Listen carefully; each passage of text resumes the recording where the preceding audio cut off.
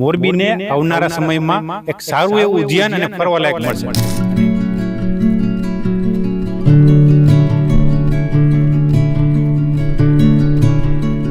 મોરબીવાસીનું હંમેશા એક મેણું રહ્યું છે કે મોરબીમાં ફરવાલાયક એક પણ જગ્યા નથી, પરંતુ આ મેણું જે છે મોરબીના સિનિયર સિટીઝનો જે છે ભાંગી નાખ્યું છે આપણું. કારણ કે આ મેણું આપણે અત્યારે જોઈએ છે કે સિનિયર સિટીઝન આપણી સાથે છે. આ લગભગ 25 થી 30 જેટલા સિનિયર સિટીઝનો જે છે તેને આખું એક ઉદ્યાન બનાવ્યું છે, એટલે કે બગીચો બનાવ્યો છે કે લગભગ રાજકોટમાં પણ આવો બગીચો નહીં હોય એવો બગીચાનું અહીં નિર્માણ કર્યું છે. ત્યારે આ બગીચાની શું વિશેષતા છે, કેટલા વૃક્ષો વાવેલા છે, શું કાંઈ છે, તેના વિશે આપણે વાતચીત કરીશું. તમારું નામ કહેજો. રામજીભાઈ જી બાવરવા, નિવૃત્ત સિવિલ એન્જિનિયર, હાલ રહેણાંક મોરબી એસપી રોડ. રામજીભાઈ, તમે અહીંયા એક ઉદ્યાન બનાવ્યું છે, કેટલા વીઘામાં ઉદ્યાન છે, કેટલા અને વિચાર કેવી રીતે પાયો પહેલાં તો એ કહેજો, કેટલા વૃક્ષો છે અને ઉદ્દેશ શું છે?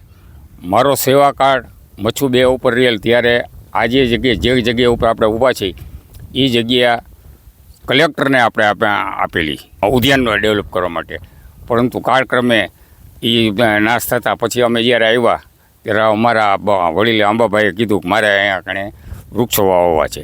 એટલે મેં પછી આંબાભાઈને કીધું, મેં કીધું આપણે વૃક્ષો નહીં, આપણે તો કીધું ઉદ્યાન બનાવવો છે. કીધું મોરબી જિલ્લાના પનોતા પુત્ર અને વિશ્વ વિભૂતિ એવા મહર્ષિ દયાનંદ સરસ્વતીના નામ ઉપરનું કીધું કંઈક આપણે મોરબી જિલ્લામાં નથી કંઈ, એટલે એના નામ ઉપર રાખી અને આ ઉદ્યાનનું નામ અમે મહર્ષિ દયાનંદ સરસ્વતી ઉદ્યાન, જોધપર નદી. અને આ ઉદ્યાન બનાવવામાં જોધપર ગામનો પૂરેપૂરો સહકાર, એના સિનિયર સિટીઝનો, એના નાગરિકો, જે બધા જે છે એ બધાના અથાગ પ્રયત્નથી આ અમે ઉદ્યાન બનાવી શક્યા છીએ. લગભગ કેટલા વર્ષથી આ ઉદ્યાન ચાલુ છે અને હજી કમ્પ્લીટ થતાં લગભગ કેટલો સમય થશે? આ ઉદ્યાનની ઉંમર 19 મહિના થયા છે. અમે જ્યારે ચાલુ કર્યું એને આજની તારીખે 19 માસ થયેલા છે. 19 માસના આ ઝાડનો જે વિકાસ છે એ 19 માસનો છે. એટલે એ જે વિકાસ છે એ આ બધા લોકોની અથાગ મહેનત અને પરિશ્રમને લીધે આ થઈ શક્યું છે. ઓકે, વાત કરવામાં આવે તો ટૂંક સમયમાં લગભગ ખુલ્લું મૂકી શકાય, આપણે કહી શકાય? અમારી ગણતરી પ્રમાણે થોડા હજી કામ બાકી છે, થોડાક રસ્તાના કામ બાકી છે, અને ફૂલ છોડ અને ઝાડ જે છે એ થોડાક પરિપક્વ થાય અને એને નુકસાન ન થાય એના માટે દિવાળીએ લોકાર્પણ કરવાની અમારી ગણતરી છે. આ જે ઉદ્યાન છે એમાં કેટલા વૃક્ષો છે? લગભગ મને લાગે મોટા ભાગના વૃક્ષો જેના પ્રકાર છે અહીંયા આવી ગયા છે. કેટલા પ્રકારના વૃક્ષો? લગભગ તમે અલગ અલગ પાર્ટ પણ પાડ્યા છે. કયા કયા પાર્ટ છે, શું કાંઈ છે? આ ઉદ્યાનની અંદર અમે 10 ભાગ કરેલા છે. આપણે જે ઊભા છીએ મારી સામેનો જે ભાગ છે એ અહીંના જે એક ઋષિ થઈ ગયા, જોગ ઋષિ, એના નામ ઉપર જોગવનના નામ રાખેલું છે. બાજુમાં મહાસતી વૃંદા તુલસીવન છે, જેની અંદર 300 થી 400 તુલસીના રોપા છે. એની બાજુમાં રમણ મહર્ષિ પક્ષી ઉદ્યાન છે, પક્ષીઓ ખાઈ શકે તેવા એ જ પ્રકારના રોપા, જેમાં અંજીર છે, આંબળા છે, આંબલી છે, એવા પક્ષીઓ જે ખાઈ શકે એવા રોપા વાવેલા છે. અને બાજુમાં 400 વૃક્ષો અને છોડ એવા છે કે જે આયુર્વેદિક છે. આયુર્વેદિકમાં અમારા ખ્યાલ પ્રમાણે આ જે ઉદ્યાન જે છે આ ઉદ્યાનની અંદર એક પણ રોપો ક્યાંય આપણા ગુજરાતના ઓલામાં જે છે ને એ બાકી હોય, બાકી હોય એવું નથી.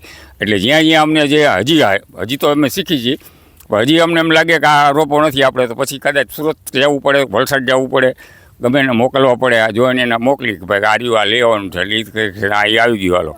ગુજરાતમાં જેટલા પ્રકારના રોપાનો જે વાવેતર થતું એ તમામ વાવેતર અહીંયા કરવામાં આવે? બધા વાવેતર અહીંયા કરેલા છે. ઓકે. અને આ ઉદ્યાનના 9 જે ભાગ કરેલા છે, પ્રથમ ભાગ આ જે છે જોગઋષિ આશ્રમ, મહર્ષિ રમણ પક્ષી ઉદ્યાન, તરક આયુર્વેદિક ઉદ્યાન, મહાસતી વૃંદા તુલસીવન, આર્યભટ્ટ નક્ષત્રવન, જેમિની રાશિવન, અબ્દુલ કલામ આઝાદ ગુલાબવન અને મચ્છુવન. આપણે જે ઊભા છે એ મચ્છુ નદીના કાંઠે ઊભા છે, એટલે એ મચ્છુના કાંઠે છે એટલે મચ્છુનું આપણી યાદી રહીએ એટલા માટે એને મચ્છુવન નામ રાખેલું છે. ને સામે મારા ડાબા હાથ ઉપર જે છે એ છે સ્વામી શ્રદ્ધાનંદ પાર્ક, આપણા મહાન ક્રાંતિકારી જે થઈ ગયા અને જે વટાળ પ્રવૃત્તિ હતી, વટાળ પ્રવૃત્તિમાં લાખો આપણા હિન્દુ ભાઈઓ જે હતા અન્ય ધર્મમાં ગયા હતા એને પાછા લાવવાવાળા એ જે સ્વામી સદાનંદ છે એને શ્રદ્ધાંજલિ આપવા માટેનો પ્રયત્ન એક સ્વામી સદાનંદજીનું નામ રાખીને કરવામાં આવેલ છે.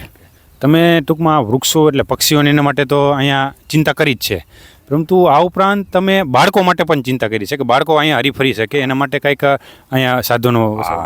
બાળકો માટે નથી કહેતા કે જે મહાન મનોબળવાળો બાળક જે થઈ ગયો, ભગવાનની સામે એને કીધું કે ના એ હું કહું છે મારા માતા પિતાને તમારે છે ને મોક્ષ આપવો જ પડે, એવો મહાન માણસ જે છે એના નામ ઉપર નથી કહેતા બાલ ઉદ્યાન રાખેલું છે.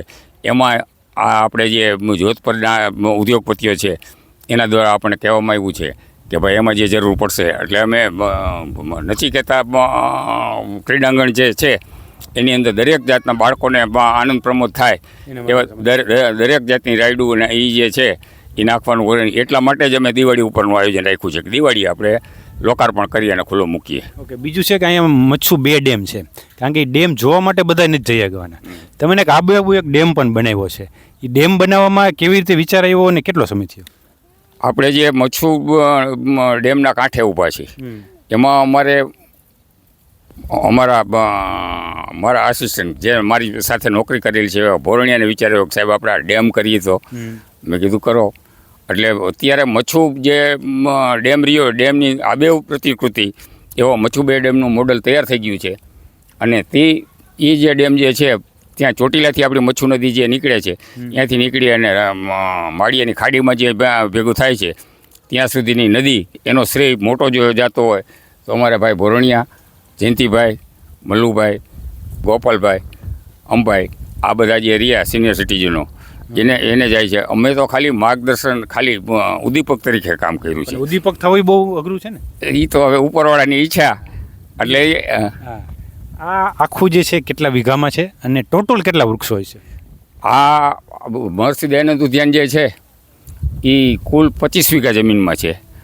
અને મારા અંદાજ પ્રમાણે આ જે 23,000 23,500 ઝાડ અને રોપ આ બધા 25,000 રોપા અમે લઈ આવેલા.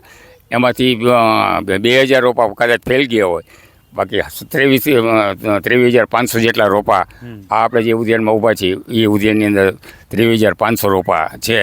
એની માવજત આ બધા સિનિયર સિટીઝનો કરી રહ્યા છે. ઓકે, પછી દાખલા તરીકે આ ચાલુ થઈ ગયા પછી આને કન્ટિન્યુ માવજત રહીએ એના માટેનું તમારું પ્લાનિંગ શું? એ અમારા સિનિયર સિટીઝનો કીધું ને કે તમારે સાહેબ ચિંતા નહીં, આ તો મને આજ તમે આવ્યા છો એટલે મને ક્યાં કીધું છે, બાકી મારે કાંઈ આવવાની જરૂર જ નથી કે અમે કરી લેશું અને હલાવી લેશે એ મને ખબર છે. આ બધા સિનિયર સિટીઝનો પોતે જાત મહેનત કરીને આખું બનાવેલું જાત મહેનત કરીને ચા પીવાની હોય તો એ પોતે અહીંયાથી મંગાવીને કે અહીંયાથી લેતા આવે, ઘરેથી ચા બનાવીને લેતા આવે અને આ બધાને ચા પાય અને ઘરે આવી આ જે તંતોડ મહેનત કરી છે ને આ એનું ફળ સ્વરૂપ છે. કેટલા સિનિયર સિટીઝનની ઉંમર નાનામાં નાની કેટલી છે? નાનામાં નાની મારી ઉંમર બધા લગભગ છે ને 55 થી ઉપર છે, મોર ધેન 55. 55 થી ઉપરના જ છે મોટા ભાગના. આ મારે એક આ જુવાન છે ભોરણિયા એ એક નાની ઉંમરનો છે. બાકી 55 થી લઈ અને 85 સુધીના 85 આંબાભાઈ અમારા જે રહ્યા એ મોસ્ટ સિનિયર આંબાભાઈ છે 83 84 જેવી. આ તમે જોઈ રહ્યા છો 55 માન્ય 85 વર્ષના યુવાનો કહી શકાય આપણે, કારણ કે યુવાનો પણ અત્યારે આટલું કામ નથી કરતા. એવું કામ જે છે આ સિનિયર સિટીઝનોએ કરેલું છે અને મોરબીને આવનારા સમયમાં એક સારું એવું ઉદ્યાન અને ફરવાલાયક મળશે. અને બીજું એક મારે પૂછવું છે કે પછી દાખલે કે તમે દિવાળીની આસપાસ કયો છો શરૂ થશે તો એના માટે કોઈ ટિકિટ કે એવું રાખવામાં આવશે કે શું? ના કોઈ જાતની આર્થિક વ્યવહાર કોઈ કરવો જ નથી. અમે જે આ ઊભું કરેલું છે એ સિનિયર સિટીઝનોએ પોતે પોતપોતાની શક્તિ પ્રમાણે જે આપેલું યથાયોગ્ય કન્ટ્રીબ્યુશન આપી અને કરેલું છે.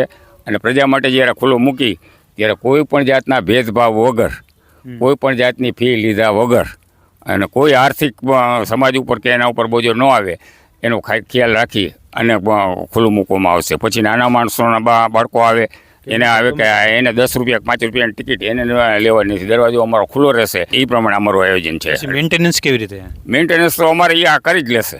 અમારા સિનિયર સિટીઝનો રહ્યા ને મેન્ટેનન્સ મને ચિંતા જ નથી.